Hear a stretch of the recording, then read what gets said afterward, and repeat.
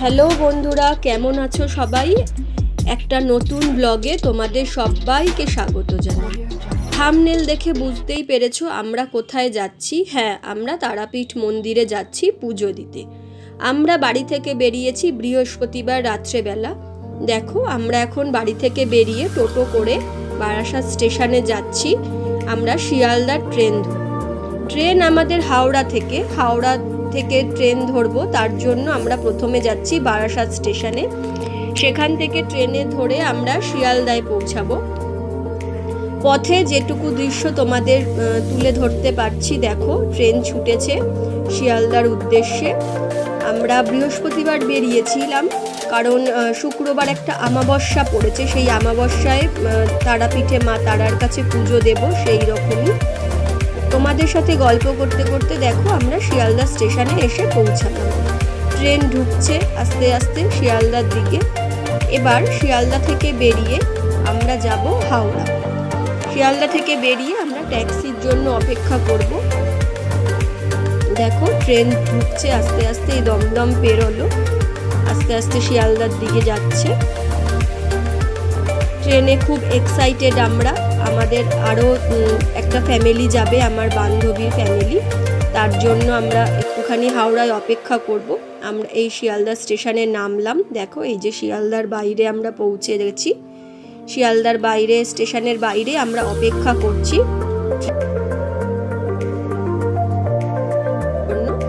Taxi করে আমরা শিয়ালদা থেকে হাওড়ায় যাব। এইখানে আমরা দেখো হাওড়ায় পৌঁছেও গেছি। এই যে হাওড়া স্টেশনের সামনে আমরা দাঁড়িয়ে আছি। সবটা তো ভিডিও তুলতে পারিনি, যেটুকু তুলতে পেরেছি। এই যে হাওড়া স্টেশনের বাইরে আমরা বান্ধবীর জন্য ওয়েট করছি, ওরাও আসছে। তার জন্য আমরা এখানটায় দাঁড়িয়ে আছি একটা সাইড করে। দেখো এই হাওড়া ব্রিজ, কত লোকজনের ভিড়। খুব আনন্দের সাথে আমরা এক্সাইটেড ঘুরতে যাব। আমার এই বন্ধুর সাথে আমার প্রথমেই ঘুরতে যাওয়া। ওর সাথে আমার 14 বছরের ফ্রেন্ডশিপ, কিন্তু আমরা কোনোদিনই একসাথে কোথাও ঘুরতে যাইনি। এই প্রথমবার আমরা একসাথে তারাপীঠে যাচ্ছি। এই যে আমরা হাওড়া স্টেশনের ভিতরে ঢুকে গেছি। আমরা বারাসাত থেকে বেশ অনেকটা আগেই বেরিয়েছিলাম, কারণ আমাদের 10:20 ট্রেন ছিল। সেই জন্য একটু আগেই বেরিয়েছিলাম, যাতে রাস্তায় লেট না হয়, ট্রেন ধরতে কোনো অসুবিধা না হয়। তো একটু বোর্ডটাও দেখে নিলাম, ট্রেন তখনও প্ল্যাটফর্মে দেয়নি। তো আমরা এই হাওড়া স্টেশনে বসে একটু চা খেলাম, কারণ আমরা বাড়ি থেকে তো বললামই অনেক আগেই বেরিয়েছি। তার জন্য সন্ধেবেলা চাটা এই হাওড়া স্টেশনে বসেই খেলাম। এবার আস্তে আস্তে ট্রেনের দিকে যাব। অ্যানাউন্সমেন্ট মনে হয় দিয়ে দিয়েছে। চা খেতে খেতেই শুনছিলাম যে ট্রেন প্ল্যাটফর্মে দিয়ে দিয়েছে 10:20।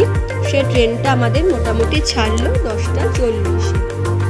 দেখো এই যে আমার মা, আমার বন্ধুরাও চলে এসছে। এই যে আমার সেই বান্ধবী মৈত্রেয়ী। দেখো আমরা এই ট্রেনে উঠলাম তারাপীঠ যাওয়ার উদ্দেশ্যে। রামপুরহাট স্টেশনে নামবো আমরা। ট্রেন ছুটেছে রাত্রেবেলা। আমরা ডিনার সাথে করে আমি নিয়ে গেছিলাম লুচি, আলুর দম, মিষ্টি সব বানিয়ে নিয়ে গেছিলাম সবার জন্য। তার ট্রেনের এই প্রাকৃতিক দৃশ্য দেখতে দেখতে আমরা রাত্রের ডিনারটাও ট্রেনে সেরে ফেললাম। দেখো ট্রেন ছুটছে। আমাদের কারো চোখে ঘুম নেই, কারণ আমরা পৌঁছেই ভোরবেলায় পুজো দেব। কেউ আর হোটেলে গিয়ে রেস্ট করব না। তাই রাত্রে গল্প করতে করতেই আমাদের পুরোটা সময় কেটে গেল। আমরা কেউ ঘুমাইনি। আর এই যে দেখো ভিডিও করছি তোমাদের জন্য। অবশ্যই নিজেদেরও ফোনে অ্যালবামে রেখে দেব এই স্মৃতিগুলো, কারণ আবার কবে একসাথে হব না হব, এই স্মৃতিগুলোই আমাদের সাথে থেকে যাবে সারা জীবন। তো এই ট্রেন ছুটছে, আমরাও আস্তে আস্তে গন্তব্যস্থলে পৌঁছানোর জন্য রেডি হচ্ছি। যে স্টেশন পেরিয়ে যাচ্ছে।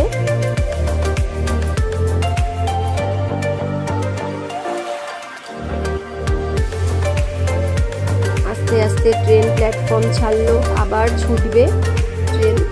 দেখো স্টেশনে কেউ রাত্রে ঘুমায় না, স্টেশন সব সময় জেগে থাকে। ট্রেন ঢুকছে বেরোচ্ছে, কেউ কোনো সময় ঘুমোচ্ছে না। দেখো ঘড়িতে তোমরা টাইমটাও দেখতে পারবে, ওই 11:30 পৌনে 12টা মতো বাজে। আমরা মোটামুটি 2:30-এর দিকে নেমেছি রামপুরহাট স্টেশনে। তো এই 2-3 ঘন্টা 4 ঘন্টা ট্রেনে আর কারোরই ঘুম নেই।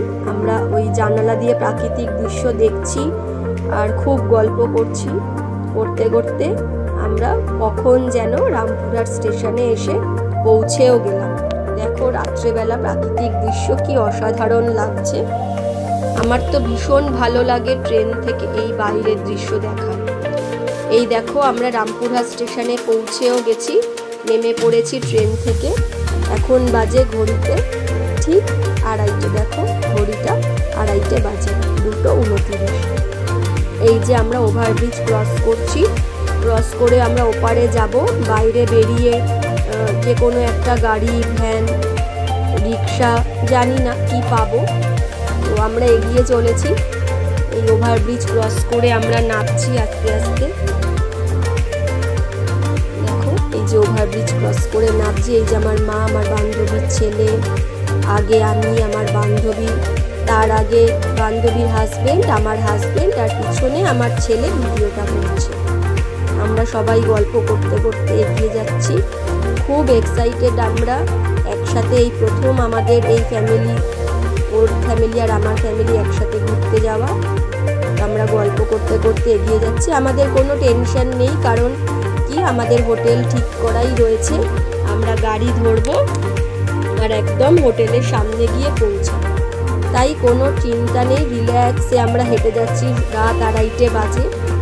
ভাবো আমরা কলকাতায় রাত 2:30-এর সময় কি করি, আর আমরা রামপুরহাটে রাত 2:30-এর সময় পৌঁছাই। এই যে রামপুরহাট স্টেশনের বাইরে চলে এসেছি। ভীষণ সুন্দর স্টেশনের বাইরেটা। দেখো একটা ট্রেনের মডেলও সাজানো রয়েছে এই লাইট দিয়ে। এই যে রামপুরহাট স্টেশনের বাইরে আমরা চলে এসেছি। এখান থেকে আমরা গাড়ি ঠিক করছি কোন গাড়ি যায়। আমরা 7 জন ছিলাম, তাই জন্য একটা পুরো গাড়ি বুক করে নিয়েছি, যাতে আর রাস্তায় কোনো অসুবিধা না হয়। আমরা হোটেলে পৌঁছেও গেছি, সেই সময় আর ভিডিও করা হয়নি। এই এখন আমরা সবাই মিলে যাচ্ছি পুজো দিতে। দেখো এই যে তারাপীঠ মায়ের মন্দির, দেখো সবাই দর্শন করো। আমরা খুব ভালোভাবেই পুজো দিয়েছি, কিন্তু প্রথমে আমরা জেনারেল লাইনেই দাঁড়িয়েছিলাম। যে মায়ের কাছে এসছি, প্রথমেই পয়সা দিয়ে কেন পুজো দেবো, প্রথমেই জেনারেল লাইনেই দাঁড়ালাম। এই যে দেখো আমরা সবাই লাইনে দাঁড়িয়ে আছি ডালা ঢালা নিয়ে। কিন্তু জেনারেল লাইনে এত ভিড়, প্রায় 2 ঘন্টা দাঁড়ানোর পর তারপরে আমরা পৌঁছাতে পারিনি হাফ রাস্তাও, কারণ যেহেতু সেদিন অমাবস্যা ছিল, এত ভিড় ছিল যে জেনারেল লাইনে দাঁড়িয়ে কোনোভাবেই পৌঁছানো সম্ভব নয়। যেহেতু আমরা সারা রাত্রির জাগা ছিলাম, তারপরে হোটেলে এসে জাস্ট রেডি হয়ে বেরিয়ে পড়েছি। প্রত্যেকের শরীর খুব খারাপ লাগছিল, কারণ সকালে কেউ ব্রেকফাস্ট করেনি, রাত্রে ট্রেনে কেউ ঘুমায়নি। তো অনেকক্ষণ এই জেনারেল লাইনে লাইন দিলাম। আর দেখো এখান থেকে মন্দিরটা কি সুন্দর পরিষ্কার দেখা যাচ্ছে, মায়ের মন্দির। তো আমরা এইখানেই দাঁড়িয়েছিলাম অনেকক্ষণ, প্রায় 2 ঘন্টা মতো অপেক্ষা করেছি। কিন্তু অপেক্ষা করেও আমরা পরে পয়সা দিয়েই ভিআইপি লাইনেই গেছি। ভিআইপি লাইনে গিয়েই আমরা পুজো দিয়েছি। এই জেনারেল লাইন একটু একটু করে এগাচ্ছে। তোমরা কেউ তারাপীঠে গেলে অনেকেরই যাও, জানি অনেকেরই এটা অভিজ্ঞতা আছে, কিন্তু আমরা অনেক বছর পর গেলাম। প্রায় আমি তো 10 বছর পর তারাপীঠ গেলাম। জেনারেল লাইনে দাঁড়িয়ে কোনোভাবেই পুজো দেওয়া সম্ভব না। দেখো আমরা কি কষ্ট করে দাঁড়িয়ে আছি, অনেকটা কষ্ট করে করে এগিয়ে গেছি, কিন্তু তারপরে আমাদের আর শরীর পারমিট করছে না। ওখানে 300 টাকা, 500 টাকা, 1000 টাকা এরকম সব ভিআইপি লাইন। তো পরে আমরা টাকা দিয়ে সেই ভিআইপি লাইনে গিয়েই পুজো দিলাম। অনেক ধৈর্য ধরার পরেও কেউ আর পেরে উঠলাম না। এই যে দেখো ভিআইপি লাইনে পুজো দিয়েছি বলে তাড়াতাড়ি হয়ে গেছে। 2 ঘন্টা বেকার আমাদের টাইম ওয়েস্ট হলো। প্রথমেই যদি ভিআইপি লাইনে দাঁড়াতাম তাহলে কিন্তু আর আমাদের এত দেরি হতো না। এই যে আমাদের সবে পুজো দেওয়া হলো, আর আমরা যেখানে দাঁড়িয়েছিলাম জেনারেল লাইন তখনও শেষ হয়নি, কিন্তু আমরা ভিআইপি লাইনে পরে গেছি বলে বেরিয়ে চলে আসলাম পুজো দিয়ে। এটা প্রথমেই করলে আমাদের 2-3 ঘন্টা সময়টা নষ্ট হতো। এই পুজো দিয়ে বাইরে বেরিয়ে আসলাম আমরা মন্দিরে। সব পুজো দেওয়া হয়ে গেছে, দেখো আমার হাতে ডালা রয়েছে, আমাদের পুজো দেওয়া হয়ে গেছে। আমরা বেরিয়ে পড়লাম, সামনে ধূপকাঠি মোমবাতি সব দিয়ে বেরিয়ে পড়লাম। এসে সেদিন হোটেলে ঢুকে গেছি। সেদিন হোটেলে আর ভিডিও করা হয়নি, কারণ এসে প্রচণ্ড টায়ার্ড ছিলাম আমরা, সবাই ঘুমিয়ে পড়েছি লাঞ্চ করেই। বিকেলে উঠে প্রচণ্ড বৃষ্টি হচ্ছিল সেদিন তারাপীঠে, আমরা আর কোথাও ঘুরতে পারিনি। শ্মশানে যাবার ইচ্ছা ছিল, কিন্তু এত বৃষ্টি হয়েছিল সেদিন তারাপীঠে, আমরা কিন্তু আর শ্মশানেও যেতে পারিনি। পরের দিন সকালবেলা আমরা চেক আউট করে আমরা এখন যাচ্ছি তোমার শান্তিনিকেতন, বোলপুর যাব। এই যে আমরা ওখান থেকে ম্যাজিক গাড়ি ধরে নিয়েছি, এই দেখো ম্যাজিক গাড়িতে আমরা সবাই বসে আছি। আমরা এখন যাচ্ছি হচ্ছে রামপুরহাট স্টেশনে। সেই রামপুরহাট স্টেশন থেকে আমরা বোলপুরের গাড়ি ধরবো, লোকাল ট্রেনই ধরবো। আমরা বোলপুর নামবো, বোলপুর নেবে তারপরে আমরা শান্তিনিকেতন ঘুরবো। দেখো কি সুন্দর লাগছে, আমরা রাস্তা দিয়ে যাচ্ছি আর এই পাশে লাইন দিয়ে ট্রেন যাচ্ছে। যেটুকু দৃশ্য তোমাদের জন্য সংগ্রহ করতে পেরেছি, দেখো কি সুন্দর লাগছে। এই যে আমরা বোলপুর স্টেশনের থেকে রামপুরহাট স্টেশনের থেকে বোলপুরের জন্য ট্রেনে উঠেও পড়েছি। এই যে ট্রেন ছুটছে, আমরা বোলপুর পৌঁছাবো। রামপুরহাট স্টেশন থেকে বোলপুর যেতে বেশিক্ষণ সময় লাগলো না আমাদের, ওই ঘন্টা 2-1 মতো লাগলো।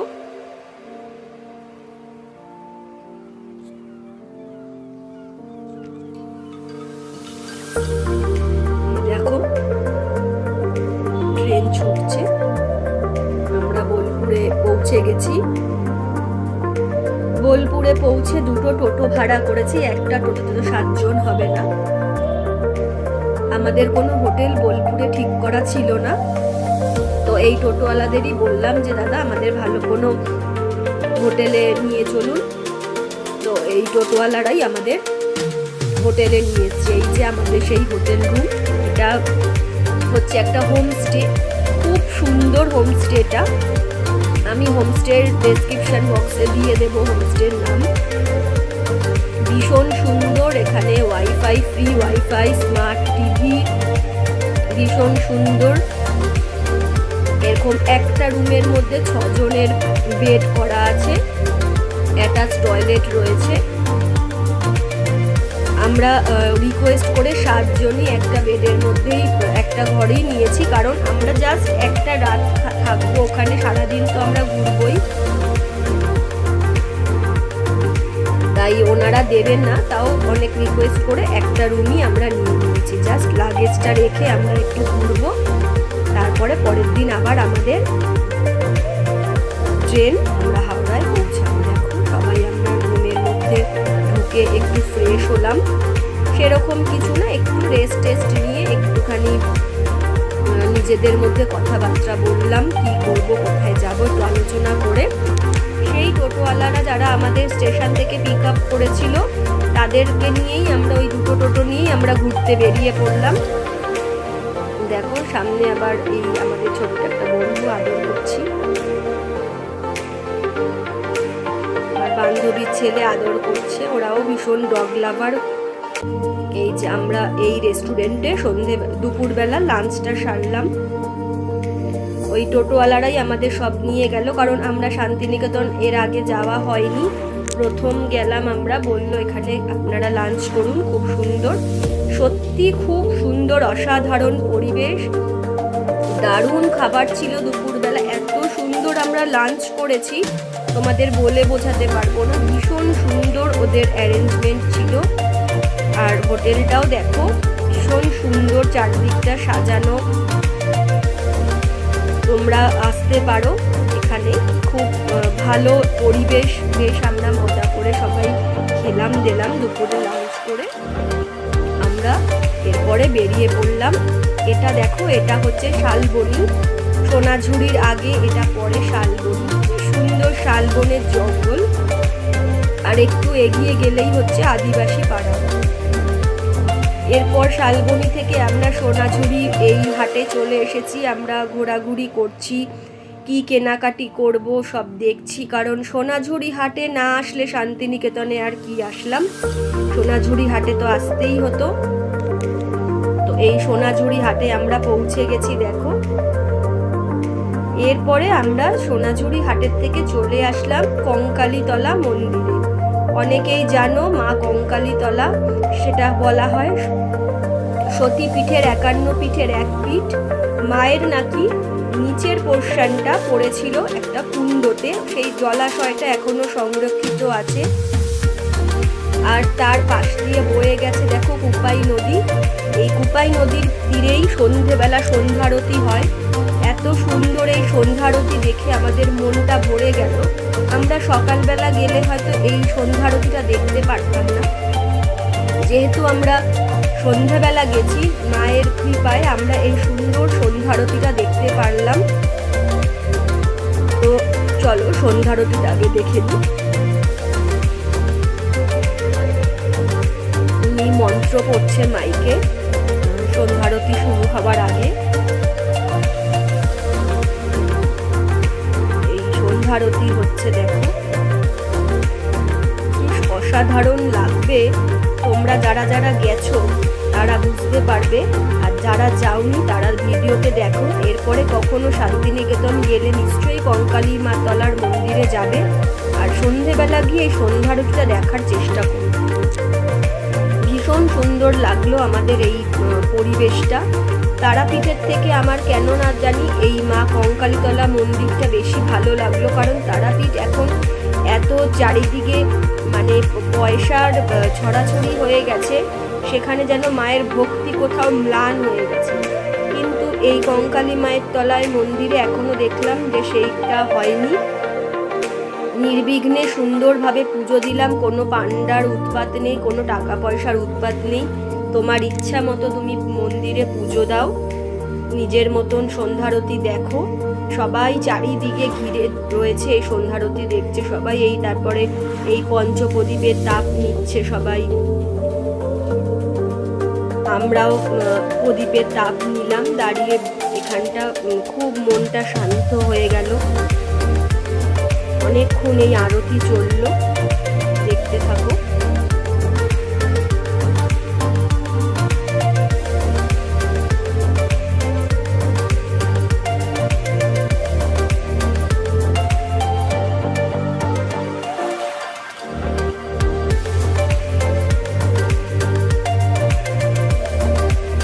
সামনে কুপাই নদী, সেই নদীর উদ্দেশ্যেই এই সন্ধ্যারতি হচ্ছে।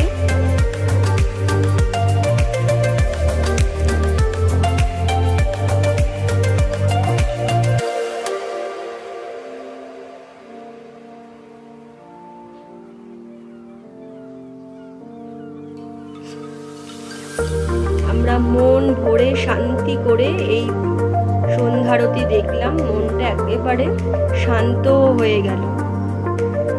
মনে যত উথাল পাথাল সব কিছু মায়ের পায়ে যেন সঁপে দিতে পারলাম। ভীষণ সুন্দর লাগলো এই পরিবেশ আমাদের।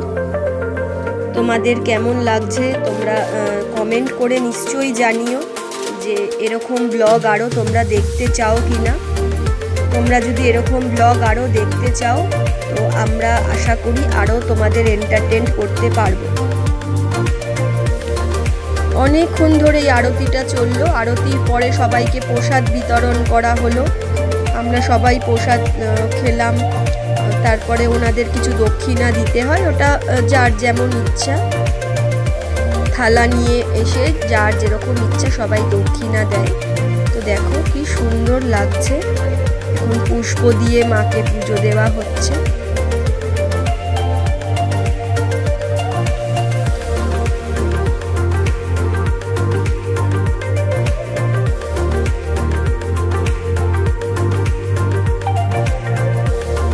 সন্ধ্যারতি হয়ে যাবার পরে এই যে পাশে দুটো বন্ধু ছিল, আমার ব্যাগে সব সময় এদের জন্য বিস্কুট মজুদ থাকে। আমার ব্যাগটা থাকেই এদের বিস্কুটের জন্য। এই যে এদেরকে একটুখানি বিস্কুট খাওয়ালাম, কারণ কখন কার সাথে দেখা হয়ে যায় বলা যায় না, তাই সব সময় আমি ব্যাগের মধ্যে বিস্কুট রেখে দিই।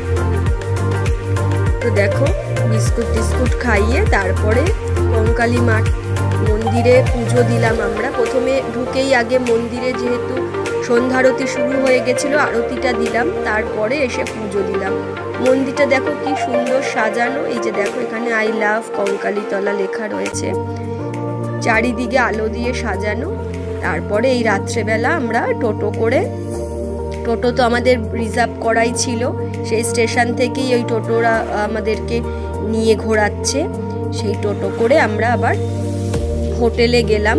রাতটুকু জাস্ট আমরা থাকবো, সকালে আমরা ব্রেকফাস্ট করেই আমাদের একটা ট্রেন আছে, একটা ট্রেন ধরে আমরা রামপুরহাট স্টেশন থেকে রামপুরহাট থেকে আমরা চলে এসেছি শান্তিনিকেতন। আমরা শান্তিনিকেতনে বোলপুরে পৌঁছাবো। এই যে সকালবেলা আমরা টোটো করে বোলপুরে যাচ্ছি।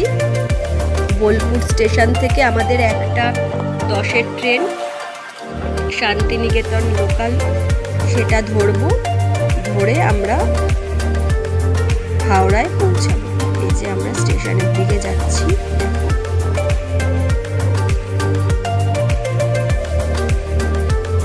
এই যে 12:38 বাজে, আমরা অনেক আগেই পৌঁছে গেছি। 12:38-এ আমরা কিন্তু বোলপুর স্টেশনে পৌঁছে গেছি একদম সময় মতো, কোথাও কোনো লেট নেই, ট্রেনও টাইম মতো ছিল। এই যে এসে তখনও ট্রেন মানে ঢোকেনি, আমরা ওয়েট করছি। এই তারপরে দেখলাম বাদিকের প্ল্যাটফর্মে ট্রেন দাঁড়িয়ে আছে। শেষবারের মতন আমরা এই বোলপুর স্টেশনটা দেখে নিলাম। দেখে নিয়ে আমরা ট্রেনে উঠে পড়লাম। এই যে ট্রেন ছুটছে হাওড়ার উদ্দেশ্যে। আমরা গুটি গুটি পায়ে হাওড়া স্টেশনের দিকে এগিয়ে যাচ্ছি। আমাদের 3 দিনের ঘোরা কমপ্লিট। বৃহস্পতিবার রাত্রিরে বেরিয়েছি, রবিবার দুপুরবেলা আমরা আবার হাওড়া স্টেশনে 4টের মধ্যে ঢুকে গেছি। দেখো ট্রেন ছুটছে, আর সবারই মন খারাপ, কারণ বেশ একসাথে 3 দিন যতটা ঘোরা মজা হলো দুটো ফ্যামিলি মিলে, আবার সেই চিরাচরিত জীবনে আমরা ফিরে যাব। তো যেটুকু গল্প বাকি রয়েছে সেগুলো ট্রেনে শেষ করলাম। সব কিছু তো আর শেষ হয় না, তো আমরা আবার নেক্সট কোনো সময় প্ল্যান করব ঘুরতে যাবার। আর তোমাদের ব্লগটা কেমন লাগছে অবশ্যই জানিও। সাহস করে তোমাদের জন্য ব্লগটা বানালাম, জানি না তোমাদের ভালো লাগবে কিনা, অবশ্যই কমেন্টের মাধ্যমে জানিও কিন্তু তোমাদের ব্লগটা কেমন লাগছে। তো আস্তে আস্তে চলো, আমাদেরও ট্রেন ছুটছে, এই হাওড়ায় পৌঁছাবো একটু পরেই আমরা হাওড়া স্টেশনে পৌঁছে যাব এবং যে যার বাড়ি। তো আমরা রোববারের বিকেলের 4টের মধ্যে হাওড়ায় পৌঁছে গেছি, আর 5টার মধ্যে যে যার বাড়ি। দেখো এই যে ট্রেন ছুটেছে হাওড়ার উদ্দেশ্যে। এই যে হাওড়ায় দেখো ঢুকেও গেছি আমরা। তো চলো বন্ধুরা, ব্লগটা এখানেই শেষ করলাম। আমরা হাওড়ায় পৌঁছে গেছি, তোমাদের হাওড়ার থেকে নিয়ে গেলাম, আবার হাওড়ায় এসে আমরা শেষ করলাম।